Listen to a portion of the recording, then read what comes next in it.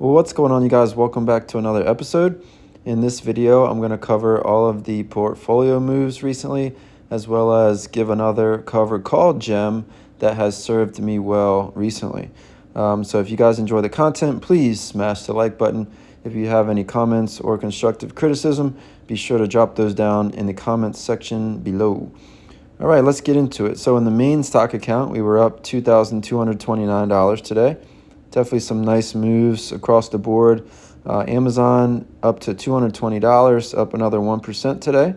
Palantir up 3%, Tesla up 3%, Microsoft up 1%, and everything else was less than 1%. I did make a dent into the margin, so now move that down from 4,600 to just over 3,000. So the first thing I did in this portfolio today was I sold one cover call on Tesla for January 17, and strike price I chose was 410, which was about a 0.35 delta, and I collected $1,609 in premium. So one thing I really like to do if I feel like I have a really great setup overall on a cover call is I like to actually go out further in time. So right now we're seeing Tesla's pretty much as high as it's been in a very long time, pulling away from all the moving averages, coming up against 70 RSI. So now is an opportune time, in my opinion, to start selling covered calls. So I have 200 shares, so I can write two covered calls, but I only wrote one just in case Tesla continues to run. But what I did was I extended the date out near 45 days when normally I like to keep it around 30 days. So the difference is that if I feel like Tesla is due for a pullback, it would be to my advantage to collect more premium as opposed to less premium, because if we do get that expected pullback, then when that option decays, I'm making a greater percentage of that overall credit. So if I would have only made, so let's actually go, we can look at it live. So if we go into Tesla, I'll do this really quickly because I know it's not the most sexy thing to talk about. So I went 43 days out, and I collected about 1,600, I believe, or 1,400. If I would have gone my usual, which is I try to get close to 30 days as possible, and then if I get that same 0.35 delta right here, I would have had a 400 strike, and I would have collected 1,328. So instead of collecting, let's go back really quickly. So instead of collecting 1,600, I would have gotten 1,300 and some change, and I would have had a 400 price instead of a 400 strike price instead of a 410.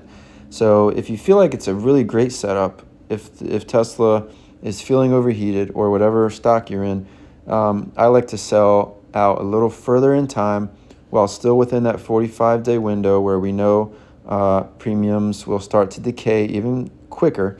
That way you collect more premium, and if it does make a move in your favor, you make more profit. All right, so enough of the boring stuff. Crypto portfolio had a nice day today, so we crossed the $300,000 mark on the crypto portfolio. Aerodrome has reclaimed its throne. Render took its place for a small amount of time last night, but Aerodrome reclaimed its spot. Pretty green across the board, but we are seeing some small pullbacks. Likely the small pullbacks are in my smaller positions. So Render with a nice 14% move, Echelon Prime up 10%, Sui up 13%, and Spectral, which I just introduced to the channel in my last video, is up 12%. So that's a nice move on the newest addition to the portfolio. Still very speculative, so that's why I'm keeping it the smallest position. But I'm not even anywhere close to thinking about taking profits on any of these. We did see a recent Bitcoin sell-off from like 103 down back to 98, but altcoins have held up okay. So during that time, we did see the portfolio drop down to like 296, but we have rebounded a little bit. Like I've mentioned recently, I am expecting a nice pullback on altcoins in the near future.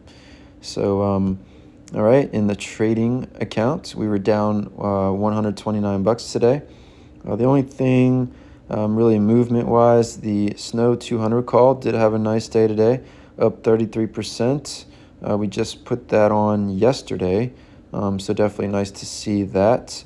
So normally I would take off the cover call right now at 33% after only one day, but what I've been doing more recently is if I feel like I really nailed the entry point on the cover call, which in this case I do because Snow is extremely extended. I feel like 200 is very safe, and it's also a psychological barrier at that even 200 level. I feel like I'm going to let this one roll to minimum 60 to 75%. So I'm going to stay in that one. And if it does end up breaching, I still have another leap that I can sell a second cover call on to help mitigate that issue. So Little Robin Hood's still looking good. To be honest, I haven't even checked. So I've actually moved all of the other stocks that I don't really pay too much attention to out of this. And so I moved them onto stocks on my radar. So I haven't really been paying too much attention to these ones. So I'm not really sure kind of where they are. I used to give sort of like, looking at different opportunities for the next week, but I'm so locked in on the crypto portfolio and making sure I get good entries on, dip buying and whatnot, that I'm really just focusing on that and then making sure I get ideal entries for any cover calls that I want to put on. So that's where that is. And then lastly, just looking at the near-term expiring options. So now we have the one cover call on Tesla. Shopify, we have some December 13th. So those are next Friday, $78 and $80 calls. I'm going to have to move those up. Palantir, we have a December 20. I'll have to look at that in about a week. And then everything else is out to next year. So nothing too much about that. Overall, just congratulations to everybody who has been riding through the difficulties and all of the different things and fear, uncertainty, and doubt that have been put out against crypto. 100,000 is extremely significant, and it's a huge win for many of you watching this video. So congratulations.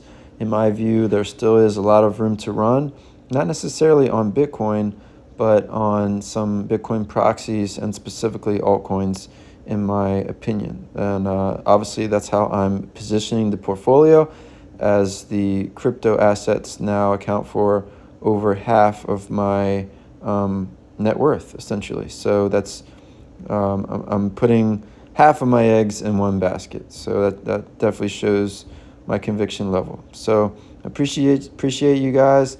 I will see you guys either tomorrow or Monday in the next video. And as always, take care and God bless.